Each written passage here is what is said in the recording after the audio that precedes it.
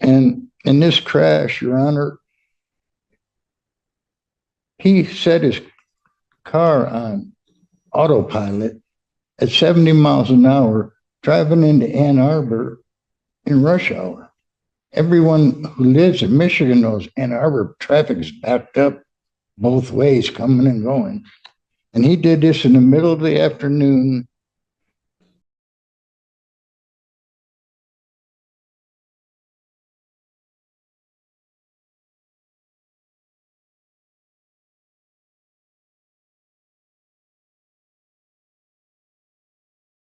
This case is one of the most gut-wrenching court moments you'll ever witness. We're in Michigan, where Seth Hoare faces sentencing for a car crash that killed Jeremy Cornett, a young man with a family who loved him deeply. What makes this case so emotional is not only the devastating loss, but also the raw humanity inside this courtroom. Parents who lost their only son, a girlfriend who was on the phone with him at the moment of his death, and a mother who, unbelievably, chooses forgiveness. But here's the twist. While the defense fights for leniency, the judge must decide between compassion and punishment. And trust me, the outcome will shock you. Stick around, because this case is about to take you on an emotional roller coaster of grief, forgiveness, and justice. If you think courtroom drama is dry, this will prove you wrong. Good morning, Your Honor. Ashley Lonnie for the people. Hey, good morning, Your Honor. Dan Guerin on behalf of Seth Highmore. Seth, can you state your name to the judge, please? Seth Highmore. Okay. Go ahead. Here. Your Honor, we are here for a sentencing. I'll start first with there are no factual corrections of the information. I understand there's victim statements. Would you like to hear those first? Yes. Certainly. We'll have a seat at council table if that's okay. Yes. Your Honor, I typically will have 3 statements this morning. That's fine. All right. First will be victim's mother. How you doing, Your Honor? I'm doing well. Good morning to you. Can you state your name for me, please? I'm Gina Cornett, Jeremy's mother. All right. I'm Earl Cornett, father. All right. Very good. All right. Go ahead, ma'am. Your Honor, it's been 2 years on Friday. Let me just stop you for a moment, okay? Do me a favor. Just make sure to take a deep breath. Take whatever time you need. I'm here all day, so you just, Okay, I want you to tell me what you want to tell me. So, okay. all right. So don't try to rush through or anything. Go ahead. Notice how the judge pauses here to comfort Jeremy's mother. This might seem small, but legally and emotionally, it's huge. Judges are often portrayed as cold, but moments like this show they recognize the unbearable weight families carry into these rooms. By telling her to take her time, he's giving her voice power. It ensures her victim impact statement becomes central to sentencing. And here's something for you. Do you think emotional victim statements should influence sentencing decisions as much as they do? Should justice be purely legal, or should it carry the full weight of grief and forgiveness too? Well, like I was saying, Friday would be 2 years that our son was killed in a horrific car accident. And you can't even imagine the loss that has happened to us in our family, the void that has been put in our lives. We don't have our son with his kids to visit us every weekend. We miss him on the holidays, especially Easter, Thanksgiving, and Christmas. There's such a void. What has happened has impacted not only us, but our grandchildren. Jeremy's daughter, Aubrey, she's had to have counseling because of the horrific feelings that she's had to feel losing her dad. And Dominic kind of suppressed right now. And she has seen a psychiatrist, Aubrey has. This moment highlights what's often overlooked in cases like this: the ripple effect. It's not just one life lost, it's children needing counseling, families collapsing under grief, generations scarred. In legal terms, this is called victim impact beyond the deceased. Courts do weigh these ripple effects when determining sentencing. But think about this: if a child's trauma lasts a lifetime, How should that measure against the defendant's punishment? Should the law find a way to factor in these ongoing consequences, or is that impossible to quantify? And I like to say to Seth Heiminer that he has to carry his cross for what has happened. I don't hate him. I forgive him. You know, I forgive that. I can't even imagine. But I just forgive him, and I just hope that down deep in his heart, he realizes the impact that he's done to this family. Now here's the shocker. Despite losing her only son, Jeremy's mother says she forgives Seth. Imagine that, standing in court, facing the man linked to your child's death, and choosing forgiveness. From a psychological perspective, forgiveness often helps victims heal, but legally, it doesn't erase accountability. Her statement could soften the judge's sentencing, but it also raises a burning question. If the victim's family forgives, should the system still punish? What do you think? Does forgiveness change justice, or should justice stand apart from personal grace? Our son didn't have a chance. He was just killed so fast and instantly. It just was horrible. And here's a picture of our son, Lord, Your Honor. My eyes were better, but I would like everyone to see his face. He's a happy-go-lucky kid.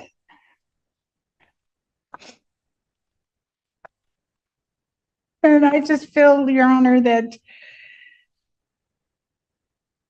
whatever you decide on Seth's sentencing, my feelings is that, I feel that he don't have to do whatever the max time that he has, but I feel he should at least do 3 months in jail to think about what he done to us.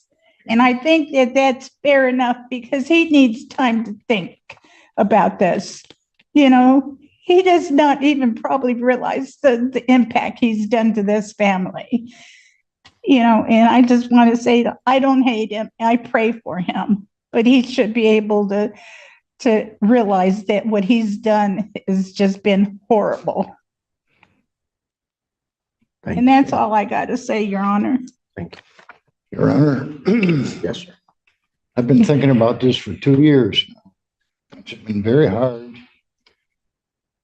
There's 2 officers come on that night at midnight, knock on the door, and give you some terrible news that your son was killed. I talked to them for 10 or 15 minutes and they left. And I turned around to my wife. I goes, what did they just tell me? It didn't register in my mind. And since then, I've been on anxiety pills 2 years now because it was such a shock, I guess, to me and the children and our family. A parent shouldn't have to bury their own child. He was our only son and have to bury him. It was terrible. And in this crash, Your Honor, he set his car on autopilot at 70 miles an hour. This is a key detail. Autopilot at 70 miles per hour during rush hour traffic. This isn't science fiction, it's a real-world issue. Cars with semi-autonomous features still require full driver attention. Legally, Seth's decision to rely on autopilot counts as negligence because the law views the driver, not the machine, as responsible. And here's the kicker. This case could foreshadow future battles as more self-driving cars hit the road. Do you trust autopilot technology? Or should courts be even harsher when drivers misuse it like this? Driving into Ann Arbor in rush hour. Everyone who lives in Michigan knows Ann Arbor traffic is backed up both ways, coming and going. And he did this in the middle of the afternoon. And I think he needs some common sense. I think common sense should have told him better than that, Your Honor. And I'm going to leave it to the discretion of the court and probation, the sentence, and I'm not going to recommend anything. And I'm going to said that my wife and me will pray for the Highmore family because I know it's cost them a lot too. A very, very sad thing. And I want to thank you, Your Honor, for listening to us. Not a problem. Thank you. Hello, Your Honor. My name is Sherry Krogel, and I was the deceased was my boyfriend at the time. We were on the phone when it happened, so for 2 years, hearing on and off, trying to figure out what was going on. I've went through a lot of different emotions on how I feel on the situation.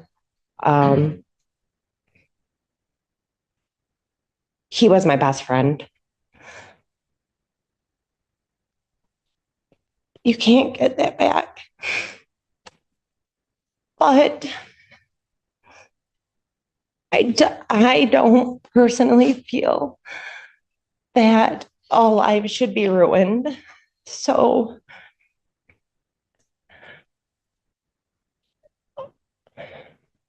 for me, what I think would be more beneficial, and I don't know if it would even be able to be a consideration, is that he was to have to take time out of his life to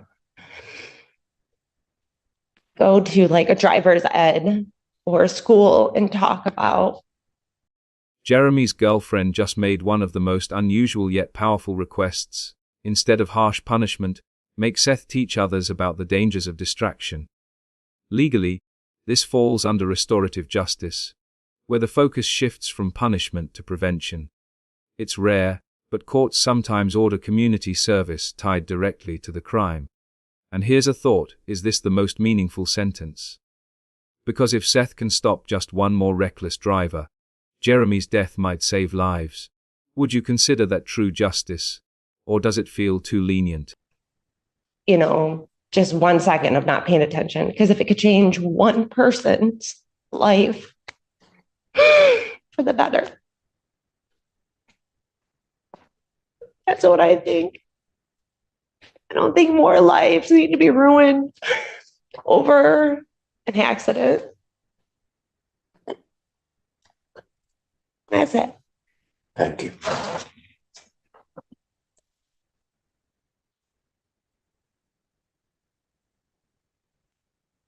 I have nothing further from the people. All right.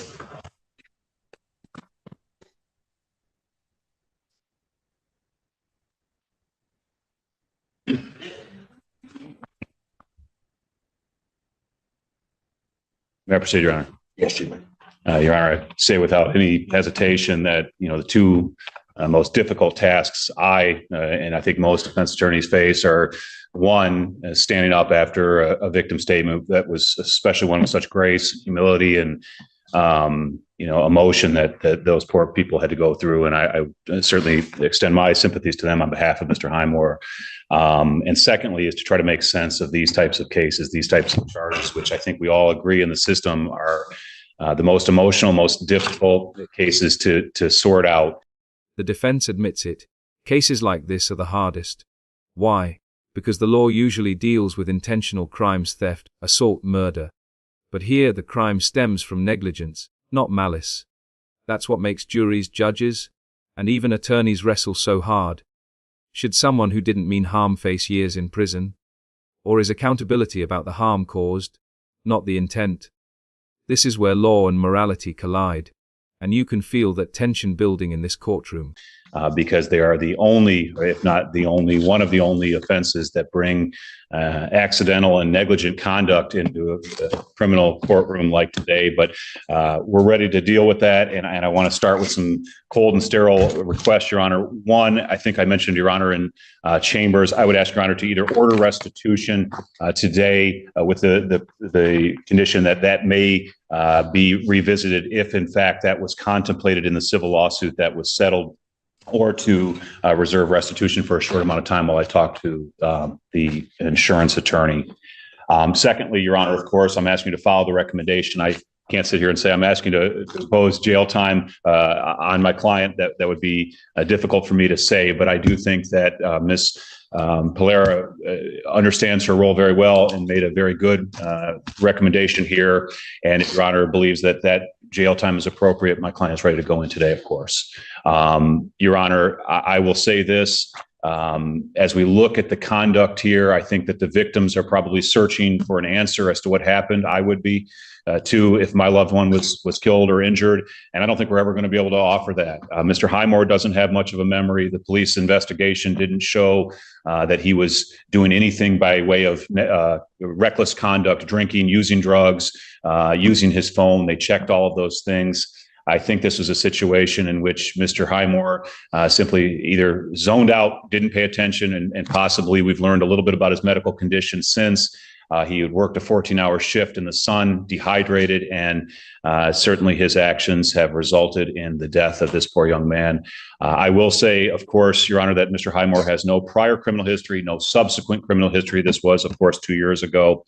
I think Ms. Polera noted that my client has shown remorse. He can't say a lot, unfortunately, because of potential civil liability. But I think his emotion, his family, all of whom are here, have written letters to say what a good young man this was and is, and I think will be affected the rest of his life. He's lost his privileges to drive. He's convicted, doesn't pale in any way in comparison to what the victims have gone through here. But I think that the impact on him has been profound. I think that the victim's mother, her desire for him to be impacted, I think will come true and has come true, and that he has been greatly impacted. So, Your Honor, I am ultimately asking you to follow the recommendation with those modifications. Yes, Ms. Levy. Yes, I saw. Thank you, Your Honor. As to the restitution issue, just so the record is clear, the restitution that's been recommended by probation to be ordered was simply for the funeral expenses for the victim. So there was a civil lawsuit that may or may not have included those funeral expenses. Certainly did include other monies paid, but that is, just so the record is clear, the only thing that probation ordered was for the funeral. And as indicated, Your Honor, certainly we would never challenge the amount. It's just whether that was covered. And if not, then that will be certainly part of my client's order to pay back immediately. Restitution. This is the court's way of ensuring families aren't left with crushing financial burdens. Here it's about funeral expenses. But think about the irony. No amount of money can replace a son, yet courts are forced to put a price tag on tragedy. The judge is carefully clarifying whether insurance already covered these costs. It might sound technical, but it's crucial, because every dollar here represents both justice and accountability. Do you think money can ever serve as justice in cases of death? Or is it just a cold legal formality? Well, let me just deal with that. The record should reflect that I had a in-chambers conference with counsel. That issue was raised. And I will say that I'm going to order that restitution amount today. If it was covered either by an insurance or through some lawsuit, then one of two things then would happen if that was indeed paid, well, specifically directed toward those expenses. And so I want to be clear on that. If out of the settlement, the family used some of those funds to bury their child, that doesn't count in my book. It would have to be something that would have specifically been directed toward those expenses. If that was paid, then one of two things would happen to the amount paid by the defendant. Either it would go back to the defendant or would go to the insurance company, which paid the funds to the family. So, Understood, Your Honor. Thank you for that clarification.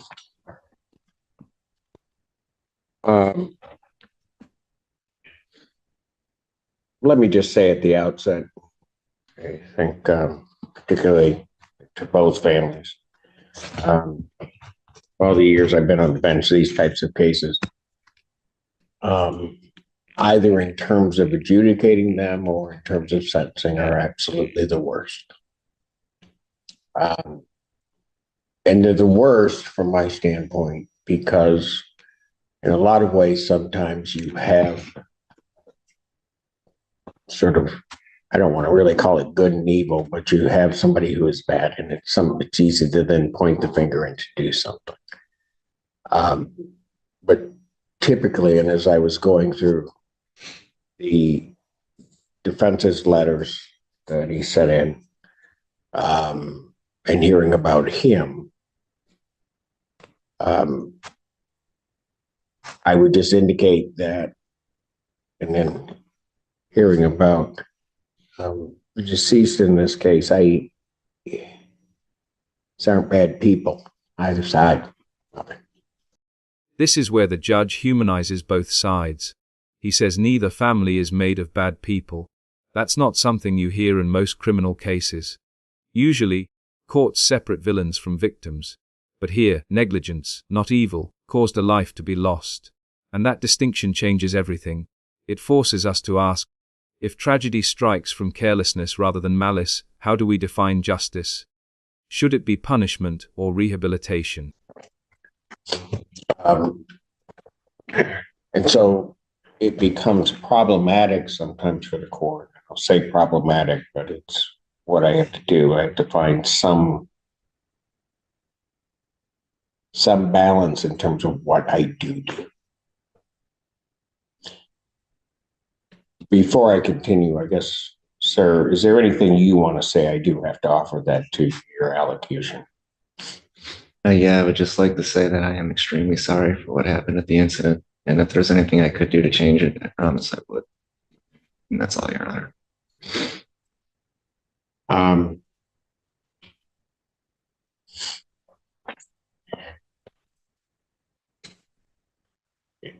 I will tell you folks, I have been thinking about this since the time of the plea.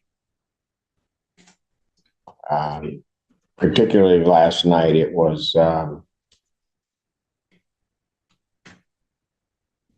what to do was weighing very heavily on me. And I could just share one thing with you, and I have certainly other thoughts. But as I was thinking about your family, and I had not met you, I don't think I had ever laid eyes on you. But I was sitting there and I received a text from my son.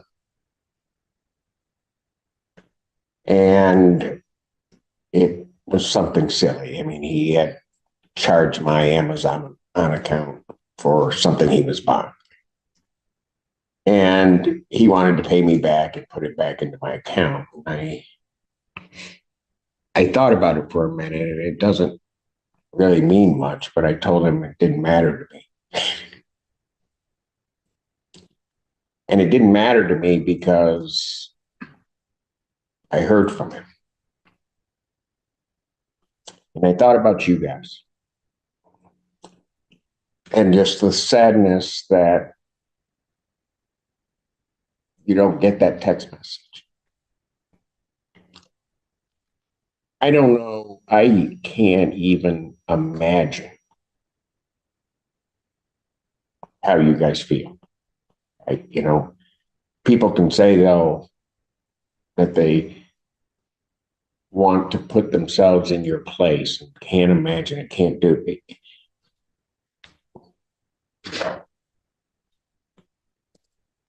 I don't think you can be there till you're there.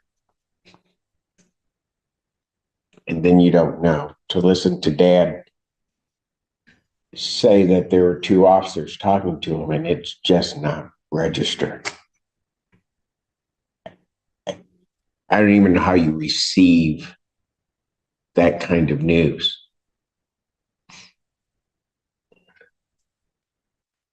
And what's difficult, certainly, is and hard to explain and hard for human beings to accept, is when the natural order of things are in place. We're not supposed to bury our children. We're just not. And it really almost calls, when something like that happens, for you to try to figure out kind of figure out the world. Like I said, I have never met you before, but ma'am,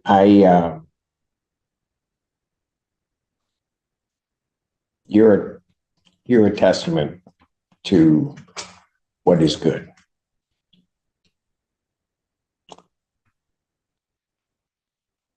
I don't know the strength and the courage it took. Sir, you need to realize the extraordinary gift she gave you today.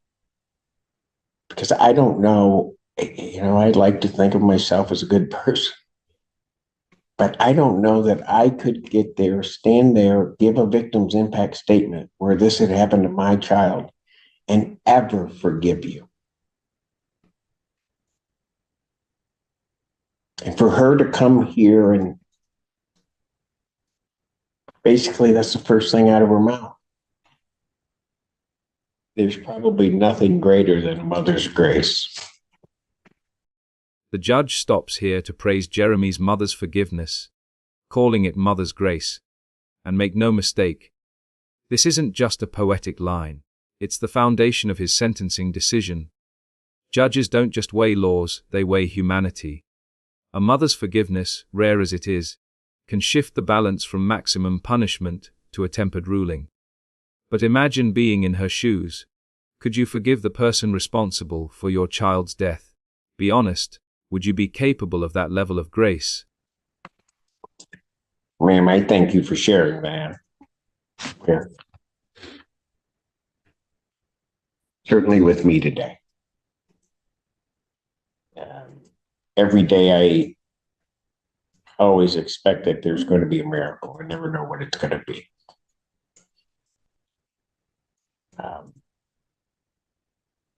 Your words, in my mind, were that today for me.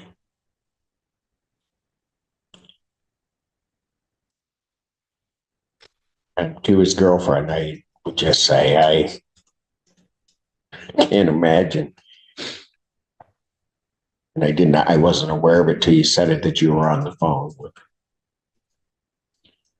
Just trying to move on. And that's hard. And again, I don't know where, when that happens, you even begin. I respect all of you in terms of your courage to come forth and to give those statements that you gave. And for waiting all of this time as our system kind of worked itself through to even get to this day. I realize no matter what I do, with all the power and all the everything that comes with this robe, I can't do the thing that I would wish to do most. And that is to bring back your son and your best friend. I don't have that power. God knows I wish I did. I can only try to make it as right as I can. This moment reveals the brutal limitation of the justice system. The judge openly admits he can't bring Jeremy back. All he can do is try to make it as right as I can. That's the essence of sentencing in cases like this. It's not about fixing the unfixable, but about balancing accountability with compassion. Courts can't heal grief, they can only shape consequences. Does that feel like enough, or does it leave justice always incomplete in cases of loss? And sometimes people come to court and they don't think that they're listened to. I heard every word that each of you said.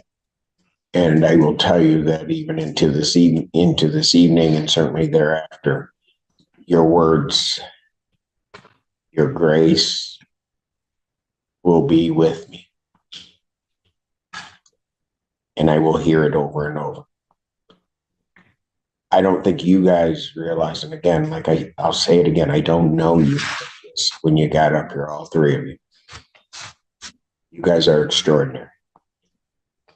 It sometimes is not what I get when victims give their statements. Dad, I'll tell you one thing that I did, so I'll just disclose it. You had numerous conversations with Miss Polera, my probation. And as I was going through that, I would always ask, and maybe I did this because I'm a dad myself. And I would always ask Miss Polera when I'd see her in the hallway or I'd see her wherever, how's Dad doing? And she'd tell me that sometimes you were here, and then sometimes you were here, and then sometimes you were here.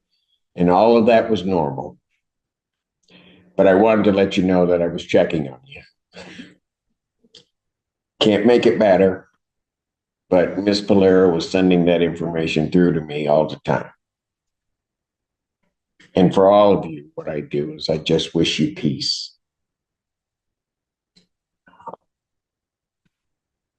It is a sentence of the court. I'm going to place you on 24 months probation. You are to pay $855 fines and court costs, $720 probation oversight fees, $4,291.20 restitution. Here come the hard numbers. Probation, fines, restitution. 2 years probation may sound light to some, but combined with restitution and restrictions, it's meant to be a constant reminder. Courts often design these sentences to impact daily life long after the trial ends. But here's the bigger debate: do fines and probation actually deliver justice, or do they reduce tragedy into financial and bureaucratic terms? What's your take? Fair consequence or legal checkbox? Earl Cornett payable through the court. When can you pay that? Take a little time, Your Honor, but I will make sure it's paid off in full as soon as possible. Do you have anything with you today? I'm due, but I'm not exactly sure the exact amount. I'm going to be getting a loan from my family to help pay it. From who? My family, Your Honor. How much can be paid today? Do you want your dad to try to answer that? Yes. Your Honor, may his dad help with that answer? That's okay. That's fine. Scott, where are you? It's indicated 500 today, Your Honor. They have 1,000, Your Honor. $1,000 today. I wanted it immediately checked into regarding the restitution so that when that $1,000 is paid, if the restitution is to go to the family, I want that to go to the family. I'll deal with the fines and costs probation. I don't care. But Do you want that $1,000 put into bond for right now to hold it until we know, Judge? yeah, I want it held until there's a determination. If it's supposed to go to the family, I see. So it can be paid towards restitution. it can be paid toward restitution, and then we'll figure it out. But it won't be much. But we can do that. That amount needs to be paid in cash. So however they have to make that happen, it's got to be paid that way, so that it can be paid out to the family. And then, Your Honor, I'll try to get the answer from the insurance attorney as quickly, maybe even today if possible. Very good. There is to be no use of alcohol, recreational marijuana, or any illegal substance. You'll be subject to random testing as requested by probation. You are to complete a driver improvement course as directed by probation. Going to,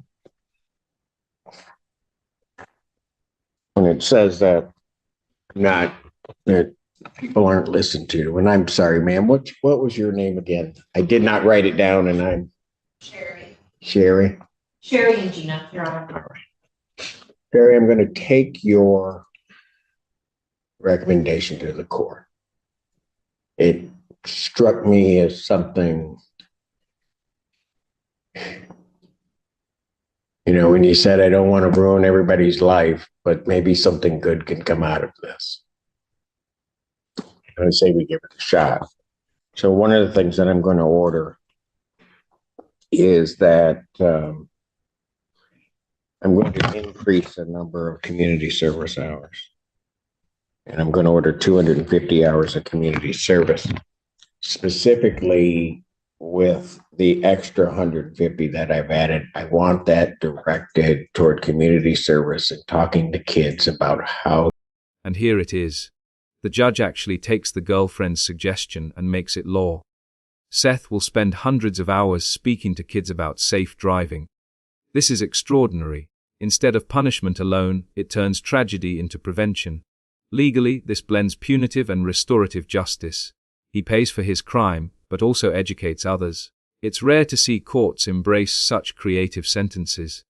Do you think this should become common practice, or is it too soft on offenders? To operate a vehicle safely and to pay attention, and what the consequences of not doing that can be. You understand that? Yes, Your Honor. Does that meet kind of what you were thinking of?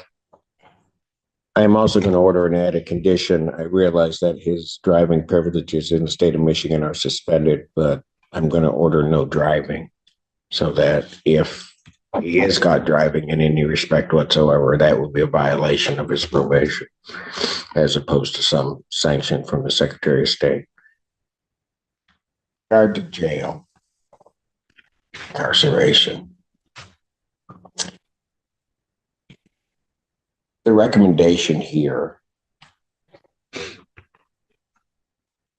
is for the 45 days. When I walked out, I will tell you, certainly because I was going to listen to everybody, that I had not decided whether there was going to be any jail time, whether there was going to be the maximum amount of jail time. But I think Mom's right. Whatever happened, because there's not really an explanation, which is probably also difficult. It might be easier even if one were to hear, I wasn't paying attention and this would happen. Just something. But it's just absent. There's nothing. Over 365 days in jail, credit 4 days. And will indicate that defendant will be remanded to the Washtenaw County Jail. I am changing the recommendation of probation. Defendant will serve 90 days. There it is. The final hammer drops. 90 days in jail. The judge goes against the probation recommendation and imposes real jail time, but less than the maximum. Why? Because he balanced the family's forgiveness with the need for accountability. It's the middle ground punishment without destroying Seth's life. But let's be clear, 90 days behind bars will change him forever. Do you agree with the judge's balance here, or would you have gone harsher? And during those 90 days, I hope you take the time to do with that woman that bestowed grace upon you today of forgiving you. That you do that you think about this, and that you think about what has happened and just what your inattention and action, what that does to this family, what it's done to your family. So you will serve 90 days. The balance of that time will be suspended. There is also defendant is remanded. This case is a powerful reminder of how fragile life is, and how justice is never simple. We saw parents grieving their only son, a girlfriend shattered by loss, and yet, a mother choosing forgiveness over hate. We saw a judge trying to balance accountability with humanity, ordering both jail time and community service that could prevent future tragedies. And we saw how negligence, not malice, can still destroy lives. What do you think? Was justice served here? If you found as gripping as we did, make sure to hit that like button, share your thoughts in the comments, and don't forget to subscribe for more jaw-dropping courtroom breakdowns.